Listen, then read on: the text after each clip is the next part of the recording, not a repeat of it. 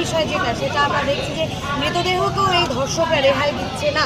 আমরা সেই জন্য আজকে আমাদের যে প্রতিবাদ মিছিল কর্মসূচি অংশগ্রহণ করেছি। আমরা এখানে চাচ্ছি যে আমাদের যে সামাজিক অবক্ষয় এবং সামাজিক যে মূল্যবোধ মানুষের মধ্যে ধীরে নষ্ট হয়ে যাচ্ছে, আমাদের ভবিষ্যৎ প্রজন্মের কাছে আমরা এই বার্তা দিতে যাচ্ছি যে আমরা একটা সুস্থ দেশ এবং সুস্থ নাগরিক একটা সমাজ গড়ে তুলতে চাইছি। একেবারে দেখো, একটা ব্যাপার স্পষ্ট, যেভাবে কলকাতার আর্জিক খাওয়া মোমবাতি জ্বালিয়ে মিছিল বিহারে এই মুহূর্তে শুরু হওয়ার আগ মুহূর্তে প্রচুর মানুষের ভিড়।